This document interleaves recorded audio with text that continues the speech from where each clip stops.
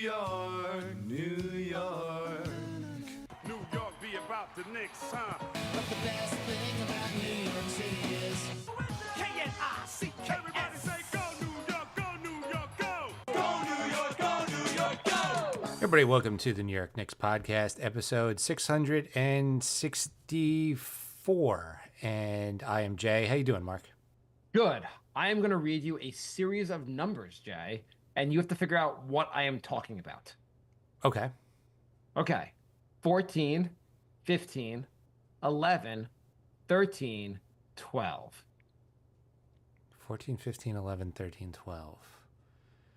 That is the number of bench points the Knicks have scored each game. There's no way the Knicks have gotten that many bench points.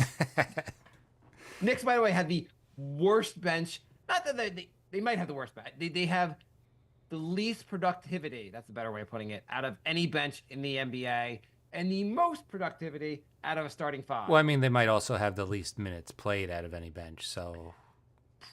That might be true also. No team has put less into their bench and more into their starting unit than the Knicks. I mean, for December, 3 out of the top 5 minutes played were Knicks, so... But 2 were not, so, and I bet they were Jalen Brunson and Towns, because they have backups. Correct, yeah. Okay. So you are not correct. 14, 15, 11, 13, 12. Okay, so that is the amount of points Hart has scored over the last 5. No, that was close, though. That's very close. OG? No. Josh Hart's points are 15, 23, 13, 23, and 12. In Okay. the last 5 games.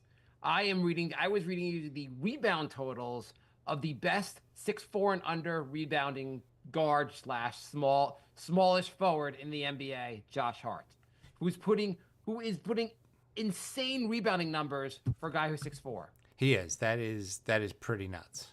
Yeah. He has been, first of all, he is now, what was he, 4th all time in triple doubles on the Knicks in Knicks history in less than in about 2 years here. Yeah.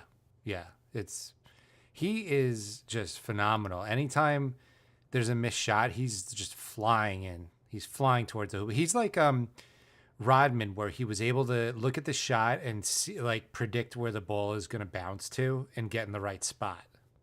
Yeah, he said basically, like, I wasn't tasked to do this in the past, but like now that I'm paraphrasing him, but now that like they need me to do this, I am doing this 100%. Mm-hmm. But yeah, he seems to know where the ball's going. He puts such insane effort to get the ball.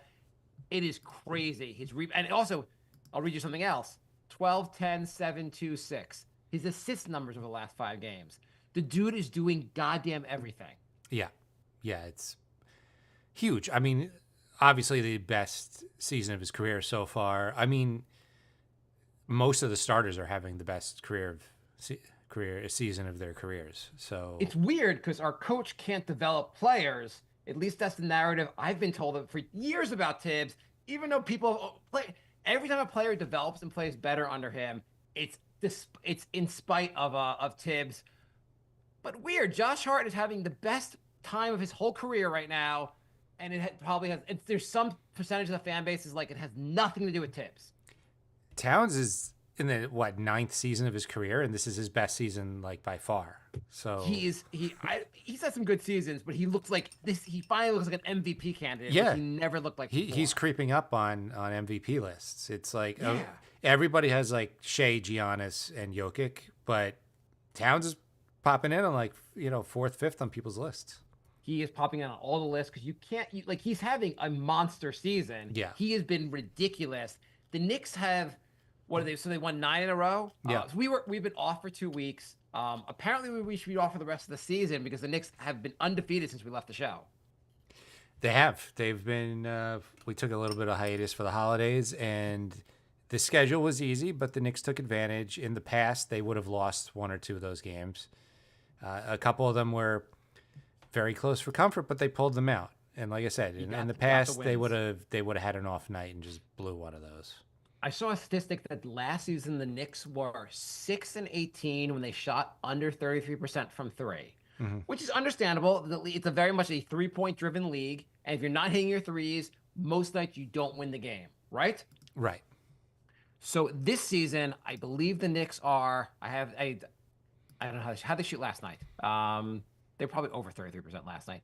The Knicks are, I think, 7-6 in games when they shot under 33%. It's not bad. Not bad. That's not bad at all. The fact that the Knicks are like, when they don't hit their three, and they lately, the last week or two, they've not been hitting their threes, and they found a way to win the game anyway. So Tommy Beer is a good follow on Twitter, and he Yeah. posted the number of 9-game winning streaks by the Knicks under the last 22 head coaches, going all the way back to Red Holtzman. 22 head coaches, which if you were a fan of the Knicks in the anywhere between 2000 and 2019, you would have assumed the 22 coaches were all in that period. Yes. Yeah. It was like every 18 months, maybe 2 years for a coach. It was a lot of a clown car of a couple good coaches. Well, Woodson, D'Antoni, I guess, and then nothing. Yeah. So do you want to guess how many of those 22 coaches had a 9-game winning streak? Okay, so this is basically since the history of the franchise, you're saying? I mean, yeah, pretty much. Since I don't know if there was anybody before Red. Maybe. Okay, so I think their all-time record's 18 in a row. Yeah. Okay, I'm gonna say the last 9-game winning streak was under JVG, Jeff Van Gundy. Jeff Van Gundy had 0. Okay, Pat Riley. Pat Riley had 3. But there was one in between that, which was Okay, the one in between that, Woodson. Yeah. Yeah, Woodson that had makes 1. sense. Yeah, Riley had 3. How many does Tibbs have? 4. The only one that has more is Red, who had 5. Okay, so I'm assuming it was post Derrick Rose trade, post Josh Hart trade, post OG trade, and now. Yeah. And the only other one was Rick Pitino with 1. Oh, okay. So it's 14 total, and 4 of them are under Tibbs. Tibbs is doing, I guess, a good job. I think Josh Hart also, they talked about how he was viewed on other teams as, at best, a solid role player on your bench, and he definitely was not viewed as a distributor. Tibbs seems to have believed in Josh Hart, given him a ton of minutes, and he's turned into an awesome player. Yeah, absolutely. He was also seen as a poor shooter, and he's shooting very well too. This is how mediocre, and Josh Hart's great, but this is how mediocre Josh Hart was considered. When the Knicks traded Cam Reddish and a late first-round pick for him, a lot of Knicks fans were like, including us, we weren't even sure about it, but so many Knicks fans reflectively were like, for Josh Hart, we're giving up the great Cam Reddish and a first-round pick for Josh Hart? What are we doing? I was happy that they traded Cam Reddish, for the record. Yeah, well, I mean, I think it was more the first-round pick. Yeah. I was a little concerned about. If you want to look back at go back to our shows and re-listen, I was a little reluctant at first. I hate trading draft picks. But in 2020 hindsight, it looks like the greatest steal ever. Yeah. Cam Reddish, first of all, no offense to Cam Reddish, but yeah, he's barely an NBA player. First round pick, Josh Hart has been holy shit good. I mean, most of these trades have looked like completely lopsided. Towns for Randall and Dante, like that's looking like a steal. I mean, Jay, I have to tell you something. Let me find it first. Jay, I have to tell you something. I'm not trying to insult you, but you hoop like you're playing in jeans. You know what I'm talking about? no. Randall and Anthony Edwards apparently got into it, a brief altercation during scrimmage. And Edwards said to Randall, "You hoop like you're playing in jeans." Oh, Jesus. So they might make a trade at the deadline, because I don't know if they're going to want to. If Edwards doesn't like him, he's gone. He's an expiring. They can't lose him for nothing, and they're not going to re-sign him if he doesn't get along with Edwards. Can Randall opt in for next season? Let me look that up while we continue. But either way, like I don't. Either way, Randall's think- probably not going to opt in because he probably can get a bigger contract like than a 1-year deal. maybe, but like I don't know. I think they might trade him. I mean, they're not. Doesn't seem like they're He's clicking not very that well. far from being an all-star this season. Also, He has a player option. He's on a declining contract, so he's going from 33 to 31. his numbers this season, on the face of it, I haven't watched that much of Minnesota, and he didn't look great against the Knicks. But his numbers aren't that much off from last season. He's having a decent year, numbers statistically at least.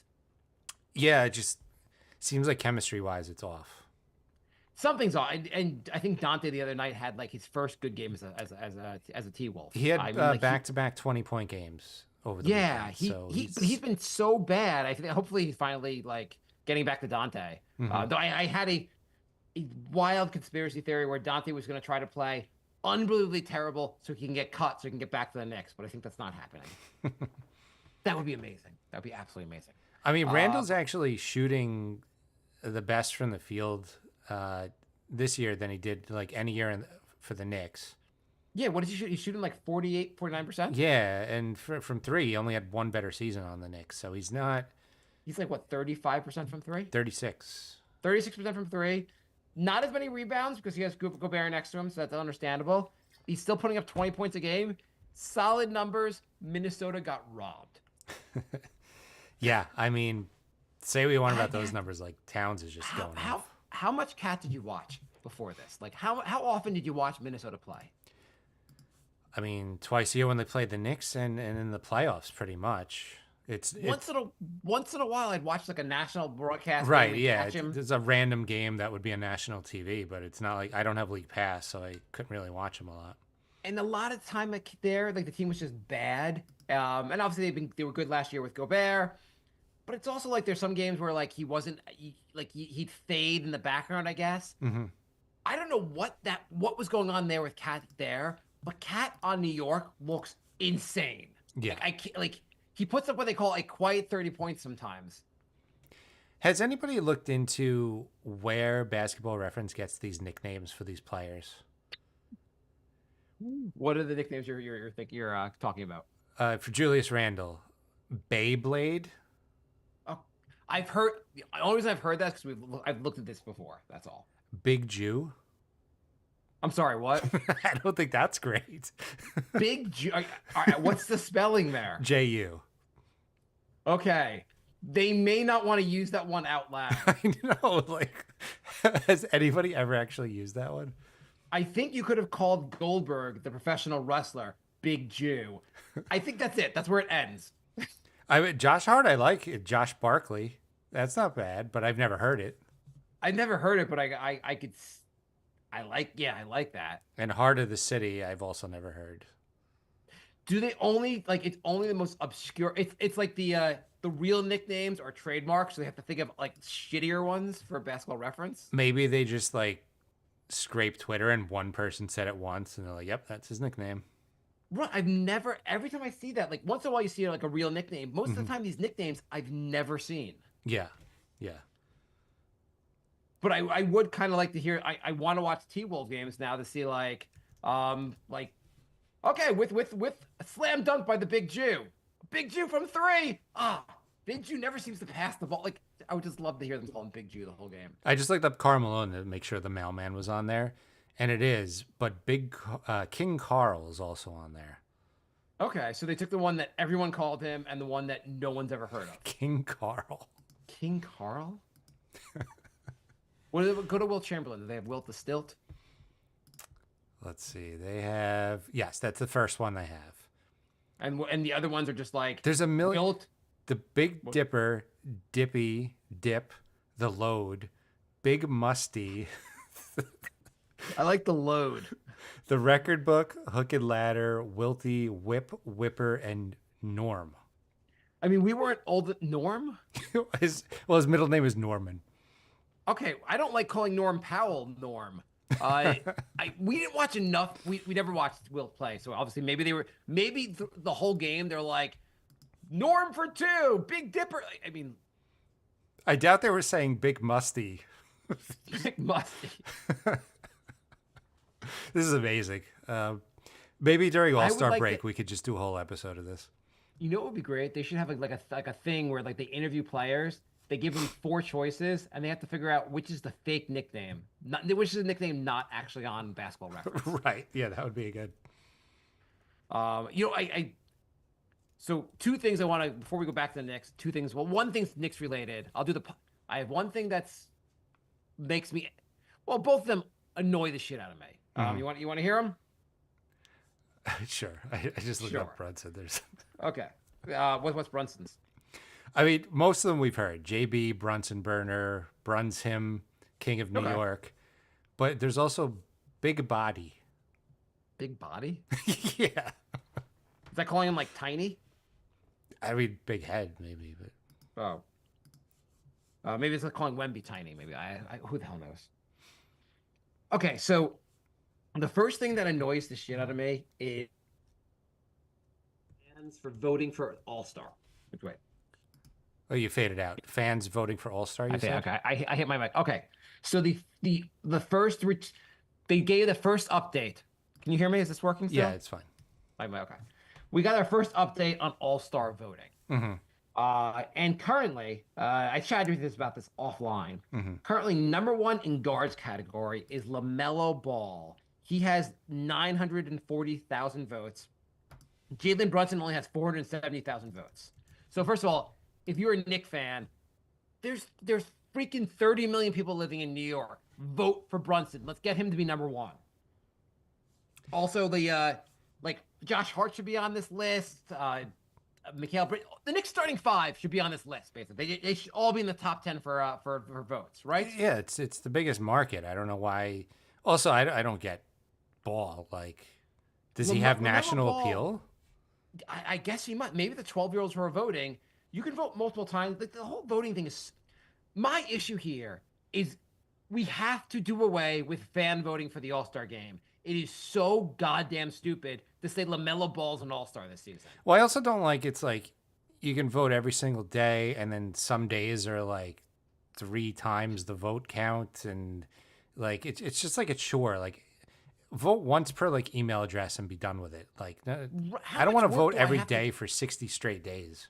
I'm watching all the games, doing a stupid podcast about this. Don't I have to go online and vote every day for like my players? Yeah, it's I It's don't like- really.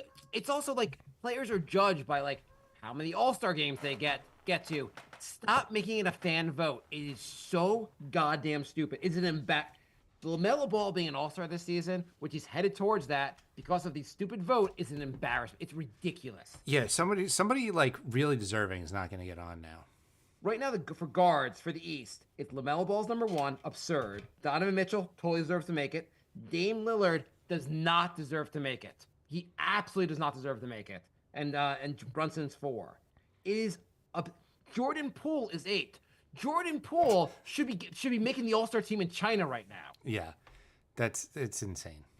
Completely absurd. The front court, you have Giannis, Tatum, totally fine. Then Towns should make it. Then Paolo. Paolo has missed most of the season. Why are you voting him in? Yeah, I mean, shouldn't they just remove it from the website if the guy's played like what did he play 7 games? I don't know. 4? Or maybe a few more, but like it just I don't the think so. fans should not be voting anymore. Vote for first of all, the fans are voting and they still are not watching the game. So just figure something else to make the All-Star game more exciting. Remove fan voting. It doesn't help at all. It's just stupid. Powell played 4.5 games. He's played 4.5 games, and right now he's headed toward the All-Star team. Yeah. And that's also later on that people will be like, oh, people judge players by going, how many All-Star teams do they make? Right. And you could be like, oh, well, Paolo was a multi-time All-Star, except he made it in one season where he wasn't even playing. Yeah. I mean, they've been doing that forever. Like, Yao made it once when he played like 5 games. They've been doing that for a long time. I don't like it. The West right now makes Jokic is number 1, fine. Durant, who's Phoenix is having not a great season. LeBron, thought? of course. Davis, Wembanyama. It's not crazy. Mm-hmm. The guards, Shea, Doncic, Curry, Irving, Edwards. That's fine. Nothing crazy on the West. The East just doesn't make LaMelo Ball being number one right now is just it's the second most thing that's making me most angry. Yeah. What's the first? You know what's first? Optimum and MSG. I cannot stand MSG and Optimum right now. MSG is no longer on Optimum, which most people know. If you live in Long Island, Westchester, a lot of parts of New York, you don't have many alternatives for cable, and now they're in a dispute, and I want them both. I want just the worst things possible to happen to both sides that are negotiating. Yeah, it's just there's no good guy in this. It's just greed back and forth. The Optimum has almost a monopoly. MSG knows they got them by the balls, so they're not wavering. Like everyone's the bad guy, and then I'm like, oh, I'll get the Gotham app. The Gotham app doesn't work. It's $30 a month, and sometimes it works, sometimes it doesn't. Like You've never. It's crazy that the MSG is like at this impasse with and they're like, okay, the alternative is come to Gotham app, and our app, the reviews in this app are insane. Everyone basically hates the app. it's got like a 1.5 out of 5 in the App Store, which is like the shittiest like scam mobile games have like a 3, and the Gotham app has a 1.5. Yeah. It sounds like to me like it works fine on the phone, which is definitely not how I like to watch my basketball games. So yeah, I don't even know what to do at this point. I mean, and also they're going back and forth. Optimum on MSG are going back and forth on Twitter. Here at Optimum, we love the Knicks, Rangers, Islanders, and Devils. We understand losing channels can be frustrating. We are frustrated too. We've worked tirelessly on your behalf to reach a fair agreement with the MSG networks. However, they refuse to offer a fair deal. MSG comes back. We have offered a number of proposals that call for you to pay us less money than last year. You refuse, blah, blah. I hate both of you. First of all, Optimum, the only reason I am paying you for cable is so you can carry the goddamn Knicks and the Mets. Nothing else. Same. You drop those. You drop the Knicks. I don't want to pay for cable anymore. Everyone. So if you're an Optimum customer and you're listening right now, I called Optimum. They gave me a $60 credit on my cable bill because of this. Everyone needs to call Optimum, whether you want the credit or not, and you should want the credit, because the more people are asking for their money back, the more the pressure's gonna be on to make a goddamn deal. Yeah, I had Time Warner when they got into a fight with MSG. So the fact that this is like keeps happening makes me think MSG is more of the problem. So from reading online, there was some proposal to make MSG like an extra pay station, which is absurd. I guess they're asking for more. MSG's asking for more money because they know people are only basically paying for cable for live sports. But just, I'm not like I screamed at the. I tried to as nicely as possible. Like I said to the customer service person at Optimum, like, listen, I know it's not your fault, but drop freaking the Oxygen channel. Drop MTV. Drop Right. things people aren't watching anymore. Everyone's watching this. Yeah, yeah, it's frustrating. I'm like, oh, maybe I'll get League Pass. Oh, local games are blacked out on League Pass, so you pay for every game except the one you want to watch. So you can't do that either. Fubo TV. They have a free 7-day trial, which I'm doing right now. Right. You could find the illegal streams, which everyone should do also. I think the the app, if you can get it to work, is like $30 a month. I cannot. I hate both these companies so much. I'm canceling cable after this season either way, and I'll just have to figure it out for next season. Maybe I'll roll the dice with the Gotham app. I don't know. Like, I'm too hooked on the Mets and the Knicks. But yeah, they're not gonna carry the Knicks. I'll figure out how to get the Mets elsewhere. I'm hoping like 11 months from now, the Gotham app like fixes whatever's wrong with it and it's working. I don't know. I don't know. It's absurd they can't figure this out though. Like there's so many. You could really drop so many cable channels that no one gives a crap about. I get like 300 cable channels, and 6 channels are what people watch. Yeah, yeah. Just drop them. Just drop like 100 channels right there. Go, oh, MSG, we found some money because we dropped Oxygen and AMC and well, it may feel like AMC. I don't know. Like we dropped. They should just have a sports cable package. Give me all the sports channels. I'll give you $30 a month, and we'll call it the end of the day. That was the idea with Gotham. If Gotham adds the Mets, I'm in. I'm done with cable. Yep. And if they add the Mets and they figure out how to make their app functional, those two things. According What to about the Basketball Knicks? Reference, you know what OG's nickname is? Not the big optimum. He doesn't have one. Really? Yeah. It's just OG. It's just OG. He doesn't have a nickname. Jazz head coach Will Hardy. Playing versus Towns is way more of a mental battle because the threes are loud. When he makes 2 in a row, it warps your brain. You start thinking, man, he's killing us from 3. The game ends and 31 points, 9 from 3. The threat of 3 hurts more than the threes itself. I mean, it does spread the floor. It spreads the floor. And he's when a good he hits passer, them, you're like, too. God damn it. Now we can't stop him from there also. Yeah, I mean, he keeps the defenses honest. By the way, for Knicks fan, I don't know if you did this last night, but just generally in case people don't know, you can also for free go on YouTube, type in any game, and they give you a 10-minute highlight package after the game. Right. Which is So what could, I had to at least if you're not figuring out how to do any of these things, you just want to watch the highlights because there were some pretty good highlights of the Jazz game last night. Towns had a ridiculous dunk in the second half. Kolek played a doubleheader. He played in an overtime game in Westchester and then came and played for the Knicks. He put up McBride-like numbers in Westchester yesterday. Yeah. 30-something points, like 11 assists. Kolek is looking pretty darn good. Didn't look as good in the Knicks game from what I saw, but... I thought he looked okay in the Knicks game. I thought he could have gotten more minutes. The Knicks were... It's nice the Knicks were out without Brunson, and the offense didn't miss a beat. And not only that, without McBride, too. Yeah, no McBride. Hopefully both guys will be back. The Knicks have a huge challenge coming up. They've had a little bit soft over schedule. They're playing OKC on Friday. Going to be a hell of a match. The Knicks now have the hardest remaining schedule in the league for the rest of the season. They have the hardest, really? Yeah. It's not crazy, but they do have 2 against OKC, 3 against Boston, I think 2 more against Cleveland. There's a lot of tough games coming up, but the East is pretty bad, so there's still a good amount of...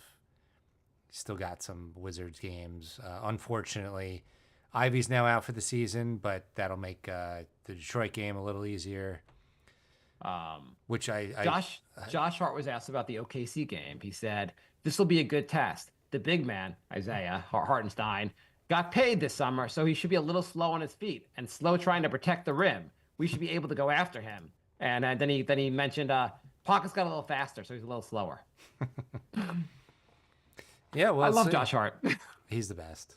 So we got OKC 11-game winning streak, Knicks 9-game winning streak. Should be a good one.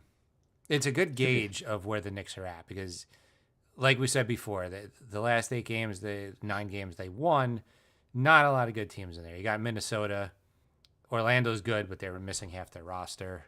Not a ton of That same Orlando team did beat the Celtics they did, 2 nights later. Which is why I loved when Celtics accounts were saying the Knicks schedule is so easy. First of all, the Celtics' last 8 games are just as weak as the Knicks, only they lost half of them. Well, let's look at this winning streak. Okay, so it starts out, so they lose to the Hawks in the crucial in-season tournament that no one gives a crap about. Which I was actually kind of happy about because then they didn't get that extra game. Right, no extra game. And who cares? Who won the in-season tournament? It was... That's how important it is. You have to think about it. Was it the Bucks? I think they won. Yeah. Who cares? No one. The fact that it took me that long to even think about it. Jay, who won the NBA championship last year? Well, that was Celtics. Yeah. So one of them matters, one of them doesn't. Yeah. Okay. So they start off. They play the Magic. This is a Magic team that beat the Celtics. They're missing their 2 best players, but still a pretty tough team. Mm-hmm. Then they beat the Timberwolves. Timberwolves are over 500. They're still a pretty solid team. Mm-hmm. Beat the crap out of Timberwolves. Mm-hmm. Then they play the Pelicans. A solid win against the Pelicans. A Pelicans team that it was a hard-fought battle, whatever. Then they beat the living crap out of the Raptors. By the way, Quickly's back. Yes, but now RJ's out. How long is RJ out for? I don't know. It just seems like it's a rule that only one of those 2 are allowed to play. Then they had an epic win against the Spurs on Christmas, where Josh Hart, by the way, had 2 key rebounds at the end of the game to steal the victory. Yep. Then they beat the Magic again. Then they beat the Wizards. The first game is way too close, but it goes to overtime. Knicks prove when they're not hitting their threes. Close game, they can still beat the Wizards. Then they blow out the Wizards. Then they beat the crap out of the Jazz. I mean, not murderer's row, but like you play who's on your schedule. They got all the wins. Yeah, I mean, some of the games were a little closer, but their average margin of victory was, I think, 13.5. So that's good. When was the last time the Knicks were 24-10 this good? It's been a long time. Yeah, yeah. The 90s? I think it might be close to last year because they went on that crazy win streak in January. But I think right now they're ahead of where they were last year. Yeah, no, they're definitely ahead. They're ahead. I mean, the Knicks were like barely over 500 at this point last year. Right, right. And meanwhile, the and- Celtics, who are definitely shoe in for the championship, lost in the same span as the Knicks. Lost to the Pacers, the Sixers, the Magic, and the Bulls. Yeah, I mean, they're still obviously a really good team, but the Knicks, you win the games, you play the games on your schedule. The Knicks coming up, they got OKC, they got Chicago, Orlando, Toronto, OKC. That's a tough schedule. But I mean, like, OKC's obviously tough. Chicago's winnable. Orlando's very winnable. Toronto's very winnable. They can go 3-2. They can go 4-1. Probably not going 5-0. If they win the OKC game, they could go 5-0. Well, they can. I'm just saying you're probably going to split with OKC because you're playing them twice. Oh, right. Yeah. OKC looks obviously really good as well. It should be heartbreaking to watch Hardenstein play the Knicks. It will, especially if he goes off. Okay, Twitter writes, base Nick fan writes, how is Cat scoring 30 points a game so quietly? I think it's just like he doesn't play like every minute of the game, and the scoring is like with the starters is like they have like 4 guys that are averaging close to 20 points. So I think on most teams, if you have a guy scoring 30, everybody else is like in the teens.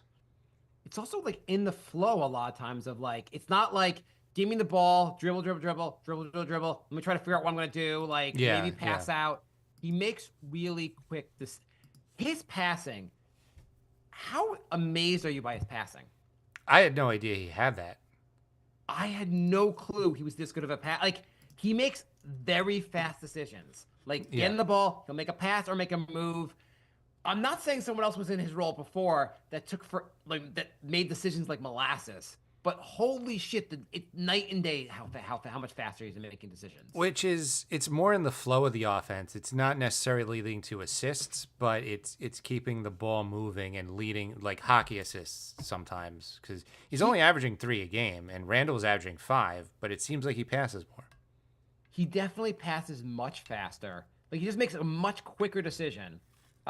It does seem like in some ways I feel like he should have more assists. Like I guess Randall would a lot of his assists were like he'd work down low, pass to one like a guy on the 3-point line, the guy would hit the shot, and that's a solid assist. I mean, obviously that is an assist. Whereas Randall didn't hit a lot of cutters, and it seems like most of Towns' assists are hitting a guy, basically hitting a cutter. Right.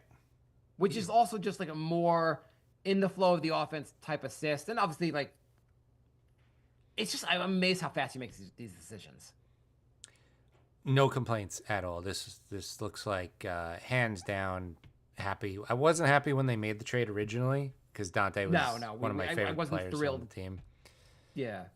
But I'm very happy to be. I was not like thrilled. Neither of us were thrilled. What did you think initially? What was your initial thoughts about the trade? Like, let's go back. I mean, obviously not like, I know we could also listen to the episode, but like, what was your initial like thinking? My initial thinking was that, Dante was one of my favorite players, so I thought they gave away more shooting, depth, obviously, which is correct, but I was also worried because of Towns' contract and his fit on the roster. And Right. while the Knicks a lot of those things are kind of correct, the way he's playing, it's worth having not a lot of flexibility, or like the trade's worth it. It's just the things I was worried about aren't as important as I thought they were. Right. The depth issue, yeah, that definitely was important. Like, we definitely could use Dante still. but he is. I didn't think he was as big of an upgrade over Randall as he actually is. Well, because the Knicks added Bridges and Payne, and McBride took a leap. Dante's not really the position that the Knicks need. They need like a 3 or a 4. So, yeah, like having Dante's nice, but then we would just have too many guards again. Right. If you had Dante, if you told me like we could have Dante, just sentimentally, I'd like Dante back. But if you told me we have Dante or a really solid 3 or 4, the 3 or 4 is what we actually need. Yeah, yeah. Because you have enough guys that can do what Dante was doing. And Randall, I was like, well, Randall puts up similar amount of points. Is his defense might be better and blah, blah, blah. And now that Towns has had a little more time to adjust, his defense isn't that bad. Not amazing, obviously. But his offense, he's such like when you watch Randall from night to night, you weren't like Randall needs the ball more. He needs to be scoring more of the points. I mean, just in the sense that I'm like Towns. I know you scored 31 tonight. I feel like you could have gotten 50. Can we give you the ball more? Yeah, his rebounding is better, and Randall's a pretty solid rebounder, but Towns is rebounding. Yeah, Towns has been a really good rebounder. Yeah, like top of the league rebounder, and then his shooting is so much better that the offense is just a lot more efficient. Yeah, that's what the Knicks really did more than anything is they looked at their roster. I mean, obviously, I'm not like. I guess Leon Rose looked at the roster and they say you had guys like you had Barrett, you had Randall, you had guys who were like inefficient, high volume guys, and you're like, well, how do we make this team better? You need guys who are just more efficient. Mikal Bridges is a more efficient player. Obviously, Brunson's more efficient. OG's more efficient. Cat is more efficient. It just works out better if guys are just taking less shots to get more points. Yeah, I mean, clearly, obviously. I mean, Randall shot 31% from 3 last season. This season, Towns is shooting 44%. In fairness, if you remember, Randall had those terrible 6 games. Probably more like a 34% from 3. Those 6 or 7 games were just still terrible. 34 to 44 is a huge dramatic. Dramatic. It also just seems like there are certain things I did not for not watching, and you have to watch these players, and I didn't watch Towns enough to really know how the thing of Jimmy Butler calling him soft really stuck with me. He's a tough motherfucker. Like he just takes it all the way to the rim a lot of times. You're like, dude, maybe you don't want to keep going into contact. Maybe you want to protect yourself a little more. Goddamn badass. Yeah. And maybe this team just is gelling more now, but the offense looks goddamn awesome. It really does. I mean, the fact that they were able to win without Brunson and McBride shows that this team has some cohesion, and they're able. Obviously, they won't be able to do it in long stretches against good teams, but they could have a night or two where guys are missing and it's not a complete disaster. I mean, also Mikal Bridges been playing awesome. There's no more what happened to his shot. He's just shooting well. He's playing really great. He is. Turns out you shouldn't judge a long-term trade by the first 10 games of the season. So look at this team, basically how they assembled it. You have Cat, who you got for Randall and Dante. Clear. Knicks won that trade. Obviously, maybe in the future you'll look differently, but right now it looks like the Knicks just flat out won that trade, right? Yeah. Yep. The Josh Hart highway robbery that trade was. Yeah. Yep. Mikal Bridges for a bunch of firsts. Not probably for what the teams need, probably pretty even. Knicks needed a guy like Bridges, Nets needed draft picks. Makes sense, right? Yeah, I mean, and we'll see what those draft picks are going to be. If the Knicks are playing this well, they're going to be like the 24th, 25th pick, maybe even lower, mid 27th. How old's Bridges? 26, 27 also? So you have him for the he's next 28. 5. He's 28, but he's in his prime. He's going to be in his prime through the contract. Yeah, it's fine. It might end up being a win. At worst, I think it would be a draw. I mean, the nice thing the Knicks have assembled here, you always want guys going through their prime at the same time. The next 4 years, all starting 5 are in their prime, basically. Yeah. So which is ridiculous, which is really hard to do, to have 5 starting players all going through their prime the exact same time. Yeah. Plus the bench pieces, McBride, Precious, all going. Mitch, if he's ever healthy, all in similarly going through their prime. Unfortunately, the news just came out that Mitch doesn't seem close to coming back. So do I have to figure out which is worse news? Mitch not being back, or Optimum and MSG screwing me? Well, I mean, that puts an interesting wrinkle in there because you have a team like the Wizards who have a guy like Jonas, who, why are they even keeping him? They clearly stink. The only way the Knicks can get Valanciunas is if he gets bought out. They can't fit his contract on the team. Even for Mitch? Well, why are they going to do? How many? Mitch still has another year on his contract. But what if the Knicks think that Mitch is just not going to be healthy? No, why would the Wizards do the trade? Because they want the number 1 draft pick, and they're trading a guy who is. You just don't have to play him. You don't have to take back a worse contract. I don't know. Won't they get in trouble if they just don't play him? The guy's putting up a double-double in like 15 minutes a game. They're also losing every game with him, so it's not a huge risk. Maybe. I'd love Valanciunas. He's not amazing on defense. Great rebounder. Huge body. Be great backup off the bench. He also seems to have chemistry with a bunch of the Knicks. Yeah, no, I'd love it, but here's what's going to happen to the Wizards. The Wizards have a couple of contracts that they're going to try to move at the deadline. Kuzma, Valanciunas, Brogdon, Jordan Poole, and they'll be able to move. How many? Because of the way the NBA is now, a lot of teams are kind of close to being capped out for this coming off season. You have to trade similar salary. Teams are going to have a really hard time trading for these players. So after the deadline, the Wizards are likely going to be left with like 3 of these guys, and then the Wizards will have to decide: do we want to keep these guys or let them join the Knicks? Yeah, I mean, Jonas is only making $10 million. He's 10, but the Knicks cannot trade for him with they cannot match salaries without trading Mitch. Right. And without the Wizards wanting Mitch. Right.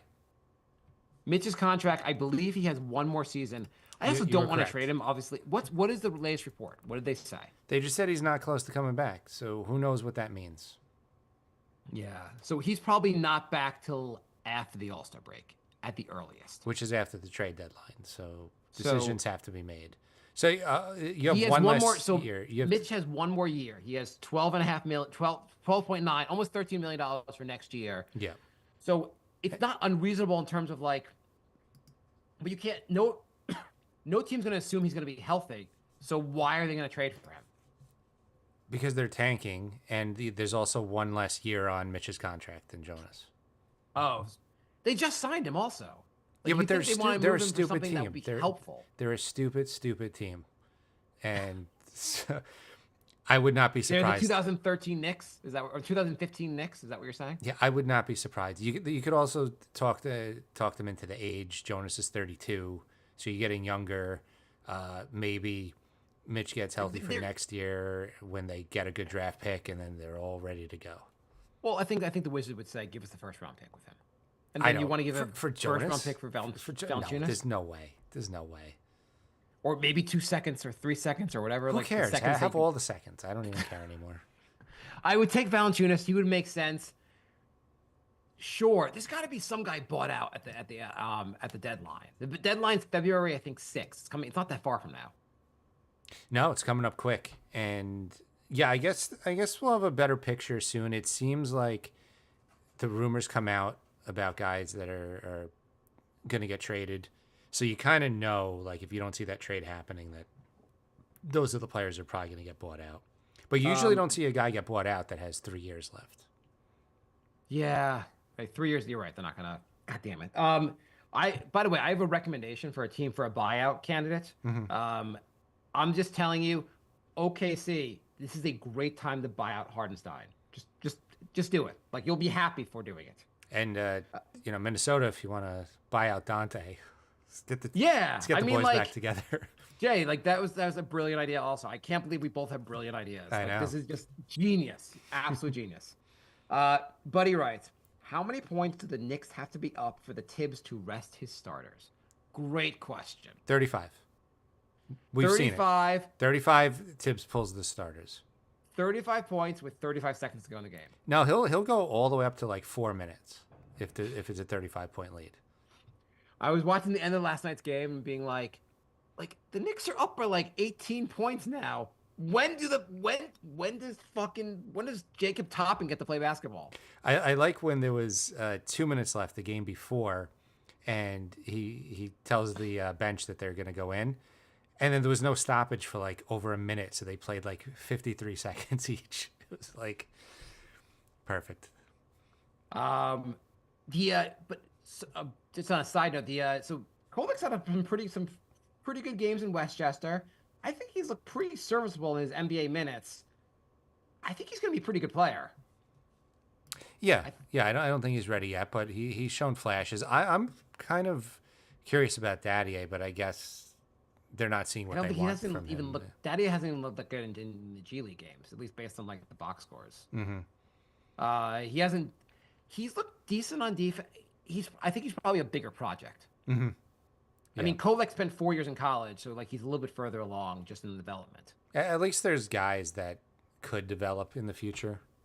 Yeah. Considering all the draft picks they traded, they have Kolek, Daddier, and Huck Porty that like might be something is not bad, I guess. Yeah, I mean, I'd like from Huck Porty. I pretty much, it's pretty soon when some teams can sign guys to 10-day contracts. Mm-hmm. I'm expecting the first 10-day contract to be TJ Warren. The Knicks have to bring him up. There's our TJ Warren reference for the episode. Oh, I have to. Come on. He's not that G League is that amazing, but he's been lighting it up in G League. We need a tall 6'8" guy who could score off the bench. Yeah. He's playing in Westchester. Why would you not like give him a shot? Yeah, no, I totally agree with that. Yeah. But yeah, the Knicks need to be up by a goddamn complete blowout with very little time on the clock to get the bench players in. Sam writes, our email is nyknickspodcast@gmail.com. Hey guys, with NBA ratings going down, what do you think of the reasons? Ever since the bubble, I only tune in Knicks games and just watch highlights of the other teams. Growing up, I felt like players like KG, LeBron, Dirk, Boozer, Melo, Shaq, Nash, Amari, Yao, T-Mac, J-Kid, Vince Carter, Kobe, etc. from that era were larger than life and must see. I have no interest in watching the Jalen Greens and LaMelos of the world. They seem like a bunch of punk kids.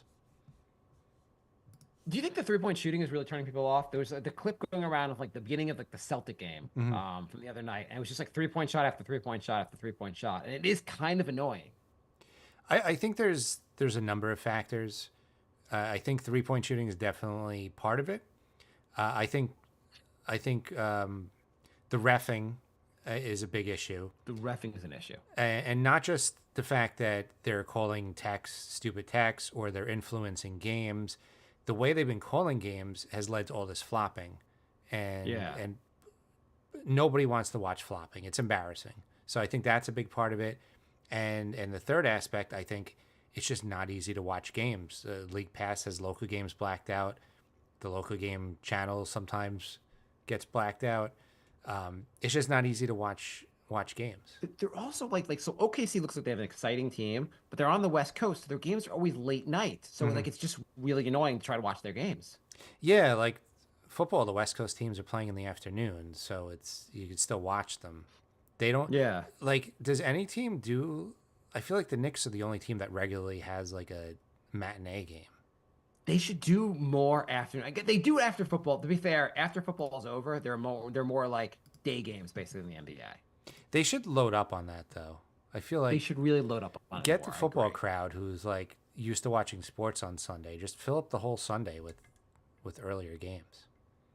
What about this for so the Celtics are shooting 53s a game, which is it does get ridiculous. What about a cap on the number of threes you can get for a game? Like in the sense of like after you hit 10 threes, the threes are now worth 2. I still think it's what we talked about the other day. Just being able to defend the 3-point line the same way you defend under the net. I think that would completely solve the problem. I really do. Can you imagine if they called the game, they called like 2-point shots the way they called 3-point shots? You're in his landing area by the net. So when he went for that shot, so he gets a flagrant foul also. Or you're allowed to smack the guy in the arm because it's incidental contact. Yeah, that would be just like calling the 3-point line, allowing a little bit more aggressive defense on 3-point shooting would make a huge difference. Yeah. So Yeah, those kind of things kind of.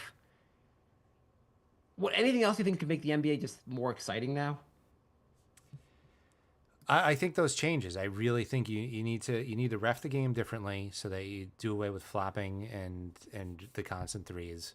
I really think the refs need to be like investigated because it seems like every other day there's like just a ridiculous like tack for nothing. It feels also like when you watch a game and they have like 8 or 9 plays in a row without a foul being called, the game is so much more fun. But when the game is stopped every 3 seconds for a foul, it's just annoying. Or the review calls. I hate review. It takes forever. Basically. Well, so here's my question: football, they do a review, and they have like a central office or whatever that reviews it, and the review's done in like 10 seconds. Do they do that? I knew they do that in baseball. They do that in football too.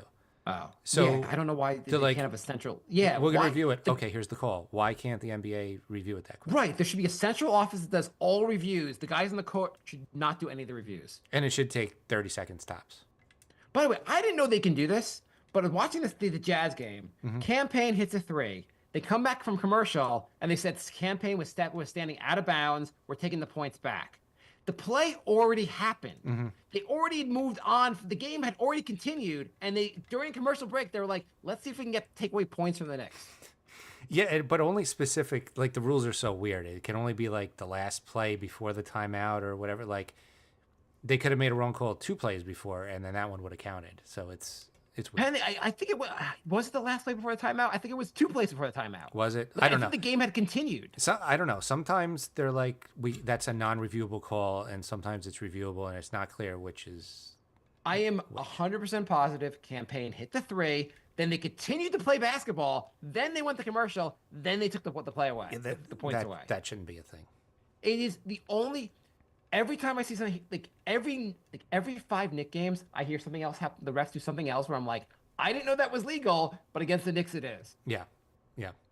Why, if you could do that, why not during the commercials you point out every foul that was like you call everything, review everything basically during the commercials. There's like a 14-point swing during the commercial. You come back from halftime. Turns out the Knicks are getting blown out tonight. They're down by 30 points. I thought the Knicks were up by 10. We reviewed a lot of stuff. Also, Ball's going to take 14 straight free throws. We missed a lot of calls. Yes. We're not that we have a bias towards LeBron James, but we're awarding him an extra 40 points tonight just because he's LeBron. We got more questions. Dana writes, "Our offense has looked great. It seems the only defenses that can stop us or slow us down are switch all defenses. Besides Boston, does any other team do that? I haven't watched the Cavs or Thunder games to know. I guess we'll find out about OKC soon. Great show as always." We also got a really nice comment from someone named Reginald. Beautiful comment. We're not going to read it on the show, but it was really nice. I think his show was for off the comment was for off. He was complimenting us on the show. A long time listener, which I really appreciate. Yeah. I think that was more of a personal message, but thank you. I appreciate it. Dan, to comment on Daniels, I do think the Cavs, I think OKC, both play switch defense. Yeah, I mean, basically, like the top 3 or 4 teams are going to be a problem with that. Yeah, but I also think the Knicks. I mean, I guess the Knicks have been on a winning streak right now, so I don't know. I think they're adjusting more towards that also. Yes, it's hard to tell. Like, have the Knicks figured it out, or was the schedule easy? And we're about to find out which one of those this is. Right. Were switch defenses really giving us an issue, or was Mikal Bridges not comfortable on the offense before? Right. Exactly. And was Precious still injured? Like, it's different. Like, the team's a little bit different than it was. By the way, I'd like to point out that so the Knicks now have had 4 different players this year score 40 points. Yeah. It is crazy that they have 4 of their 5 starters that put up 40 this year. When Hart scored 17 in the second quarter, I thought he was going to do it. I was like, this is it. They're going to have all 5 score 40. Yeah, I kind of thought that also. Obviously, he didn't get there, but like, it is ridiculous. Like, they have a couple nights during couple games during this win streak where like the first, I think it was the first Wizards game, not the first, the Pelicans game where the Knicks couldn't hit a shot, and Brunson was like, "Get on my back, I got you guys," and just dominated. But then like the next night, Brunson wasn't hitting his shots, and maybe it was Bridges in the Christmas game was electric. Basically, they were like, Victor Wembanyama puts up 42 points. Holy crap! I'm like, well, he lost, and Mikal Bridges put up more points. Can you point that out? And can that be your lead story? Right. Yeah, it's also you don't see the same guys as with the game high every game. Like a lot of Denver, it's just Jokic all straight down the schedule, game high. You get Towns, Right. Brunson, Bridges, even had a Hart game. Previous Nick iterations of the Knicks, like Carmelo Anthony Knicks, Carmelo has to have a good game or else we lose. This Knick team, Brunson can be off, we could win. Bridges can be off, we could win. OG can be off, we could win. Towns, there are so many guys that basically can like take it from night to night. Yeah. Yep. I really hope everyone's healthy. Everyone's got to stay healthy. Everyone should be healthy the whole season, please. This should be the greatest thing ever. I know. Like last year, the Celtics got really healthy. Luck with health. Like, let's just have the Knicks do that too, just for one season. Yeah, just everyone stay healthy would be kind of amazing. And just for one season, just win it. I don't care what happens. Right. How about the Knicks? Okay, for one, basketball gods. Here's the thing. How about the Knicks don't lose a game for the rest of 2025? Let's just have like an amazing. How much better would that? How great would that be for the American public, for the New Yorkers, the American public, for the world? Really, I think that will lead to world peace if the Knicks don't lose a game for the rest of 2025. You know what? Just through July. Okay. I don't care about October, November. Jay is offering a smaller, Jay is offering a compromise, basketball gods. Yeah. Like, take him on the compromise. Yeah. We don't need October through December of this year. You're right. I was asking for too much. July sounds very reasonable. Undefeated till then. Thank you, basketball gods. I think we have a deal. We're good. We've suffered so much, you owe us. We have suffered so much. So the Knicks have been awesome. Anything else you want to add while we're still doing the show right now? I just want to add that we had to cancel X Premium. So if you want to watch us live, you have to go to youtube.com at NY Knicks Podcast or twitch.tv/crumpled bacon. We're streaming live there or on our Facebook, NY Knicks Podcast on Facebook. When are we getting X Premium back, Jay? When are we getting it back? When they stop stifling our posts for no reason, which they did twice. And then it takes 4 months to resolve. And then they're like, oh, our bad. We just screwed you for no reason for 4 months. And then it'll just happen again. Did you see the highlight last night? Because I know you didn't get to watch the game because you had problems with the goddamn fiasco that's going on with MSG and Optimum, and you couldn't get the app working. Yeah. But do you see the play where they called it? It was after a timeout. Josh Hart got the ball from the other end of the court, and even they were like, oh, he's gonna have to pat. What's he gonna do? And all he did was go straight down the center of the court and just dunk the ball. He ran the full length of the court and just jammed it. And afterwards, I guess afterwards, Hart was asked about it. He goes, "I heard Will Hardy was telling them to pressure me. I'm not much of a handles guy, but I can drive straight. I can line drive the hell out of somebody." He's so fast on the open court. He's so fast. When he doesn't finish by the rim, I'm always shocked. I'm like. Wait, Hart didn't finish at the rim? That's crazy. Yep. He's so much fun to watch. If you had to rank, now you don't have to do this, Jay, but who if you had to rank your favorite players in the Knicks, how would you rank them? Well, Hart's number one. I mean, Brunson's still number one for me. I'm sorry. Brunson's still number one, but Hart's number two. Last year it was Dante. So Dante, I like Dante, but this year it's probably Brunson. But Towns is so close. Towns, I've never changed my tune on a player so fast. Seriously. He just seems like he's all in on this team, and it's just mutual. The fans embraced him, he embraced the town, and it just working out great. Before we go, I saw something I thought was interesting. Do you want to hear from NBA? Do you want to hear the draft report on a player on our team? Sure. Jalen Brunson. Okay.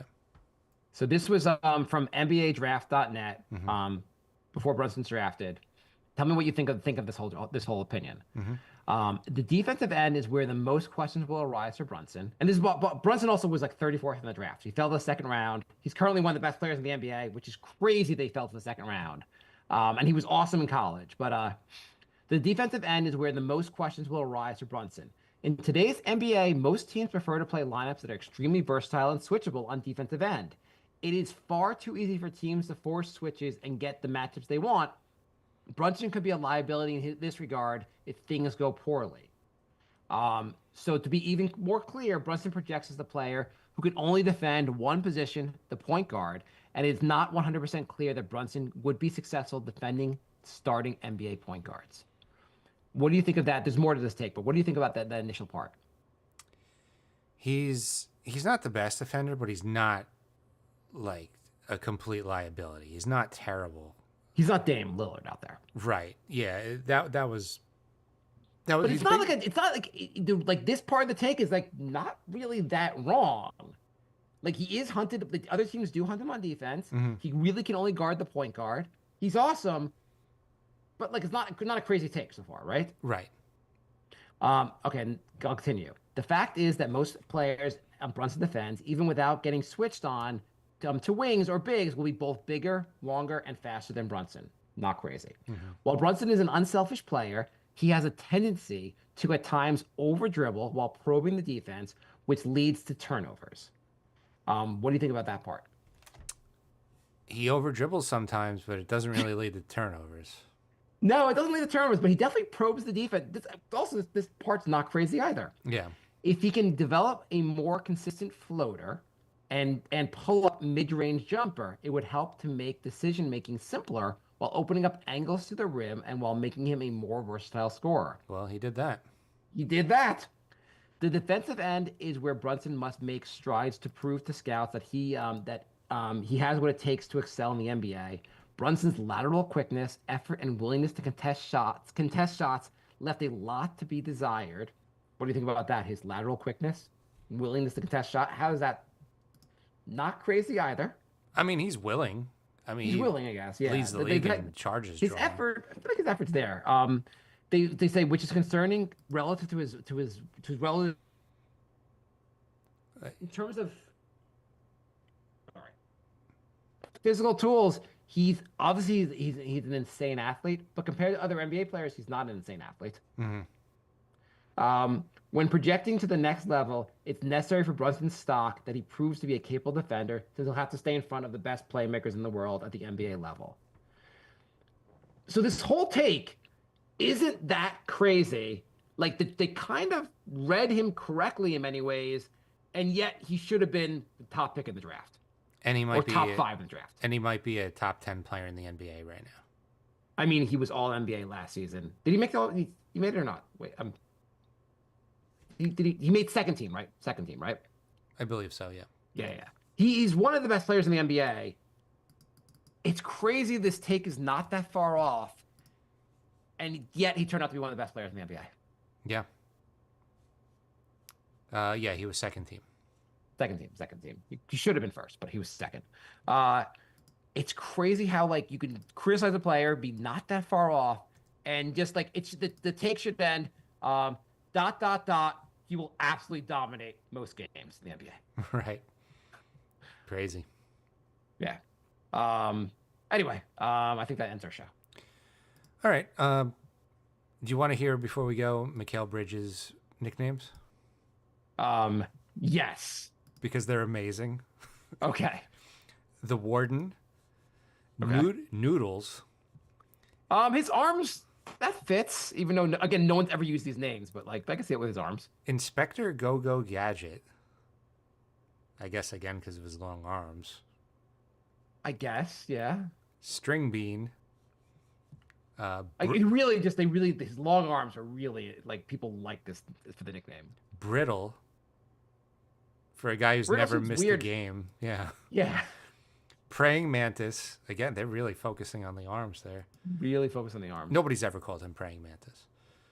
And Brooklyn Bridges, which I guess maybe Brooklynites were calling him that. probably not using that one. Of all the nicknames, the one they're probably not ever going to use again would be the Brooklyn Bridges. Yeah. But I would argue that Praying Mantis was never used. I'm going to argue that none of them were ever used. I'm going to argue that Basketball Reference will one day admit that they're making these up. If I ever meet him, I'm going to call him Noodles and see what happens. Like, did you? I really want. It would be just a great little bit, basically, for like people to be videoed and go like, which of these is not really a nickname on Basketball Reference for you? Yeah, yeah. Okay, so thanks for listening, everybody. We will be back soon, and hopefully we will be talking about the Knicks ending OKC's 11-game win streak. Yes, and we were talking about how it was so great that MSG and Optimum figured it out and stopped screwing over us, the customer. Yeah, I would like to watch these games, so that would be great. Yeah, Jay, you want to switch? Do you want to split the Gotham app if it ever works? Yeah, I mean, we might have to. Like, Yeah. what other choice do we have? Jay, when are we going to a Knick game? We will talk about that offline, but yeah, we should go. That might be the only way to see the games. That might be the only way to see the game. Maybe that's their plan. Okay, we'll be at all the games going forward. Right, that's their plan. Get everybody to just go to the games. Yeah. All right, we'll be back soon. Thanks for listening, everybody.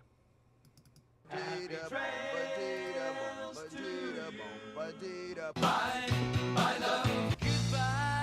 everybody. Goodbye. It's all over. Goodbye. It's time to go. This is the end. Say goodbye. You better go away. I'm gonna leave you. It's the end. Goodbye. Goodbye. Just leave me alone. Feels so good to say goodbye. I'm sick and tired and I'm saying goodbye. Goodbye, girl. Goodbye, goodbye, goodbye, everybody.